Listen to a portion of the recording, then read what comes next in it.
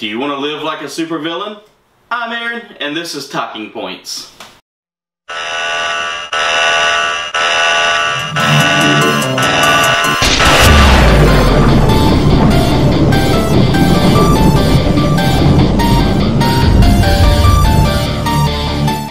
So welcome to another sinister episode of Talking Points here on Triforce of Chaos. On today's episode we'll be talking all about supervillains.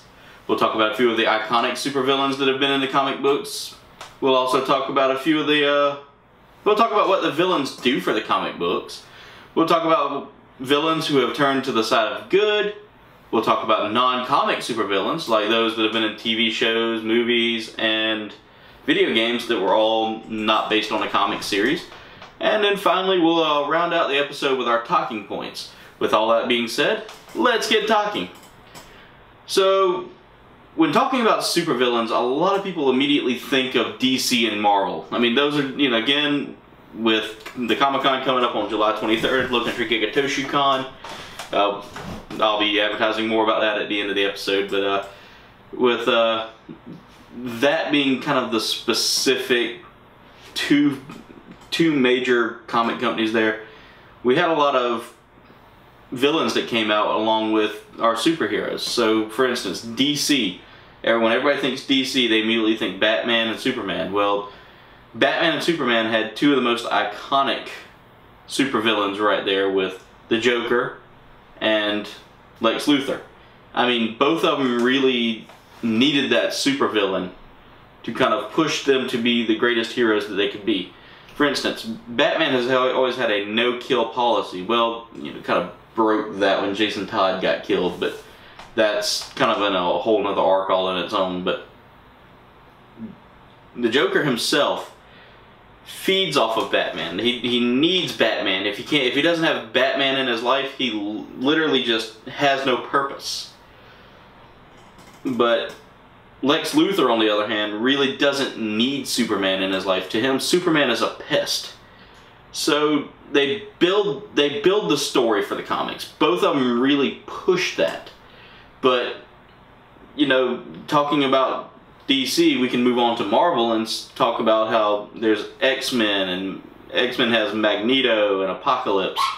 And, you know, you've got Thor and Loki, and so many others have that. And it's just so interesting how these superheroes need these, you know, the story needs these villains. Spider-Man faces off against the Green Goblin, as well as Venom and other mutants and, well, you know, genetically engineered people. Just all that stuff that's going on in the Spider-Man universe, because I really don't keep up with Spider-Man. I mean, I used to, but it's been so long I don't even know what's going on with Peter Parker anymore, if he's even still Spider-Man. But they, you know, all of these enemies, just all these supervillains really just make the character, make the comic, make the character, give that superhero something to challenge him with.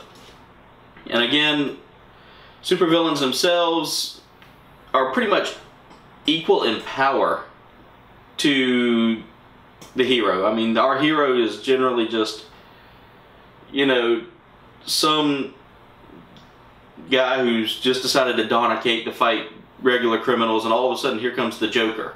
Joker all of a sudden starts trying to kill off Gotham. So now Batman takes over, and he's just completely ready to take out the Joker, ready to take out Poison Ivy, ready to take out Mr. Freeze, all of these characters. The Penguin, all of them.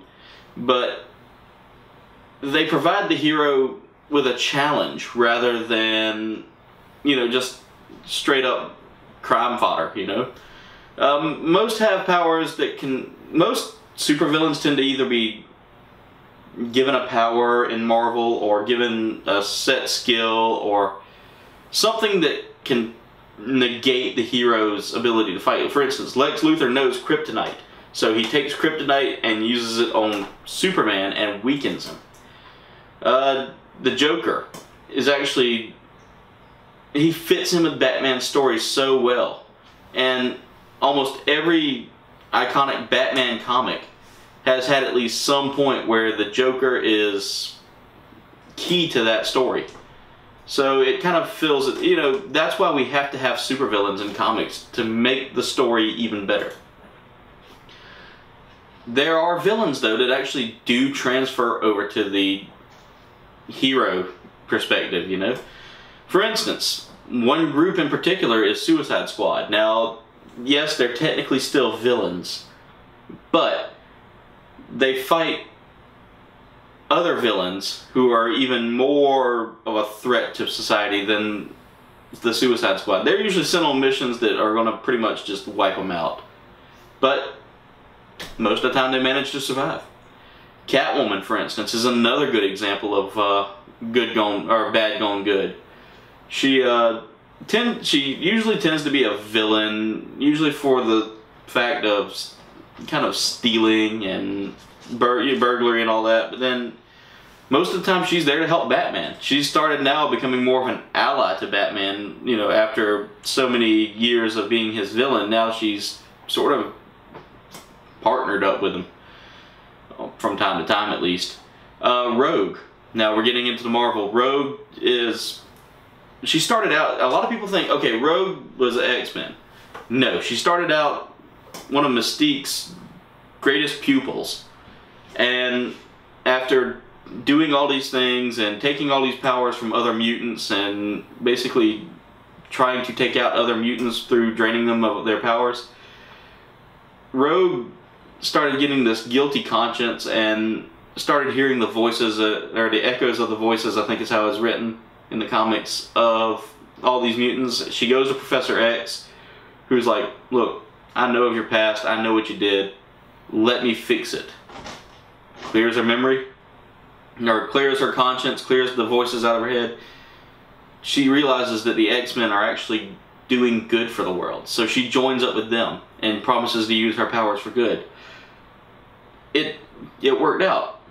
Black Widow used to be a spy for the KGB or the Soviet Union, or however the story went.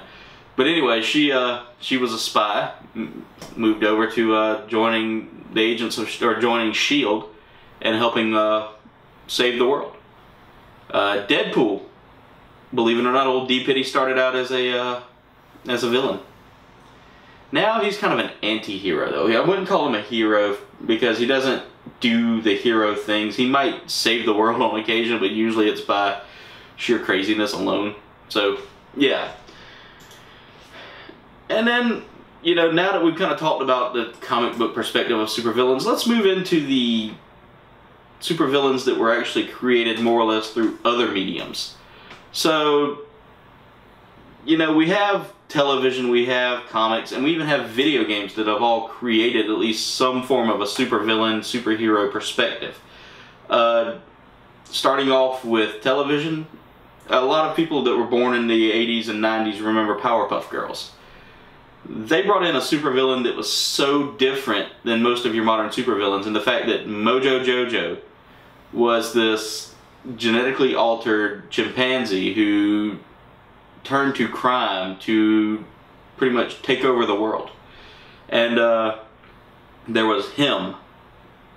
Him was pretty much Satan, the devil, whatever you want to call it. He pretty much had that iconic look of a devil that you see in most depicted artworks. Red skin, pointy beard, all that stuff like that. So he became the new villain that everybody saw, that was ready to take over the world and commit all these crimes and bring these beasts to Townsville. But we can move on from that and go to Dr. Horrible's sing-along blog, where Dr. Horrible is our villain is our super villain in question, who all he wanted to do was get into this League of Evil. I can't remember what it was called because it's been so long since I've watched that movie. But Dr. Horrible, we witness his change from I hate the world, I don't want to be in this, and I don't want to be around the good stuff. I want to take it over to maybe it's not a bad world after all. And we see him fall in love and lose that love, and it pushes him into it actually makes him into the villain that he wanted to be. Although in the end, was he really happy? I really want to see a sequel, by the way, Joss Whedon, so let's get that going. Getting back to TV and cartoons, we have the Monarch from the Venture Brothers. He makes a pretty interesting villain in the fact that he tends to fail a lot, and his plans never really, they all revolve around monarch butterflies. So, you know, he's not really an intimidating supervillain, but on occasion he's actually committed the acts that he wants to do to cause terror and cause just sheer chaos, albeit mostly by accident, you know. So he portrays that villain that we laugh at in most cases. Usually the one that's getting beat up by the superheroes or beat up by the Justice League or something like that in the first couple of minutes of the movie. Getting into video games, Ratchet and Clank focused so much on the superhero perspective in their first game that they ended up taking on a supervillain in Dr. Nefarious. Again, Dr. Nefarious was, if you've ever played Ratchet and Clank, they were obsessed with this TV personality named Captain Quark, who was kind of like a superhero for space. And Dr. Nefarious was his arch rival. Well, now they take on Dr. Nefarious. So, in the end, Dr. Nefarious becomes that supervillain that wants to rule the galaxy and conquer the universe and all that stuff. Megamind. Now, I wasn't going to bring this one up, but a young viewer who happens to be the child of a friend of mine asked me to bring this one up. Megamind, you know, if you've ever watched the movie, you know that it's a kid's movie, so supervillain doesn't really get to be the full villain that he wants to be. But, you know, he creates this, he tries to take over Metro City and fights Metro Man, who's his arch rival superhero. And Metro Man, basically, he finds a way to defeat, or either plan to defeat, Metro Man. But knowing that he'll defeat his enemy, he wants to create a new enemy. So he creates Titan. Well, Titan ends up turning into a villain after all. So Titan's destroying the city and all that. And next thing you know, boom, Megamind becomes the hero all of a sudden. So he saves Metro City. He saves the girl that he's kidnapped from Metro Man to make his, you know, to basically use her as a ransom. She ends up falling in love with him, and he becomes the hero. So it's kind of funny that the supervillain actually did the whole 180 switch. And they did that in Despicable Me with Gru as well. So that kind of wraps up the episode. We'll go ahead and move on to our talking points. Last week we asked you viewers, who was your favorite supervillain? Didn't get a lot of answers again this week. I have started getting a few answers from fans in the YouTube comments, so I want to thank y'all for answering. But first comes from Nemariel, who writes, Dr. Horrible. There is no explanation because it just is. Again, I watched Dr. Horrible. I agree with her. He makes a pretty good supervillain. Kind of accidental towards the end where he gets the job, but, you know, he gets to join the guild that he's wanting to join. But anyway, Katie writes, Harley Quinn. Harley Quinn, main. Yeah, I had to read the main there. I totally missed that. Sorry, Katie. But Harley Quinn, yeah, she makes a damn good villain. And I'll tell you why. It's because she starts out as being the Joker's, well, she really starts out as being a psychiatrist that studies the Joker and then becomes Harley Quinn in some arcs. Other arcs, she's already his sidekick. But, you know, it's kind of neat to see how this once sane person takes on the persona of a female version of the Joker, albeit a lot more easier to convince to do good. Josh writes, and that's it for our fansers. We'll move on to the teamsters now. Josh writes, Harley Quinn, duh.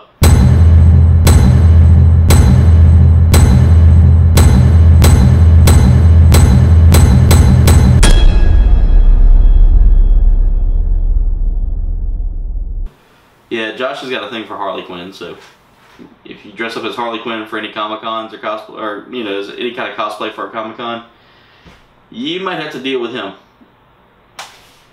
So anyway, our next this week's talking point, since that wraps up last week's talking point, is who is your favorite Smash Brother character? Now, I'm using this because we're getting close to Low Country Giga ToCing, which is July 23rd, right here, right at the Colleton County Memorial Library, and it'll be from 10 till 5.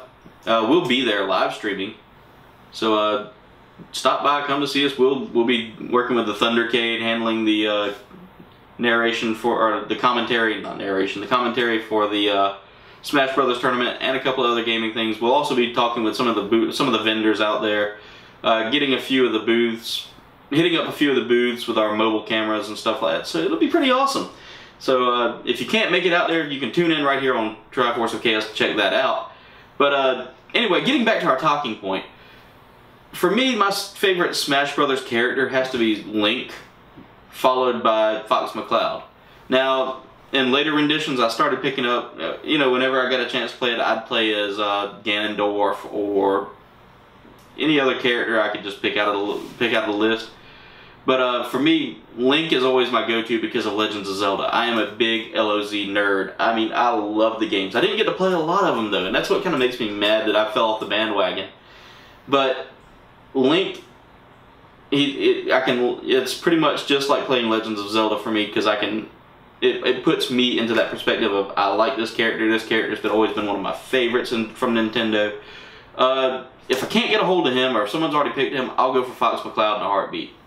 Just because I tend to be a noob with Smash Brothers games, and I'm not that great at them. So Fox McCloud has a couple of moves that really just take the competition right out of the game. So with that being said, we want to know what your fancer is for this week. So if you want to let us know, you can let us know in the comments below. Well, that's it for this week's episode of Talking Points. Stay tuned for tune in next week, where we'll have Omar, John, and Josh right here in the Talk Cave with me, talking about Low Country Giga ToCing, which I've already advertised twice already.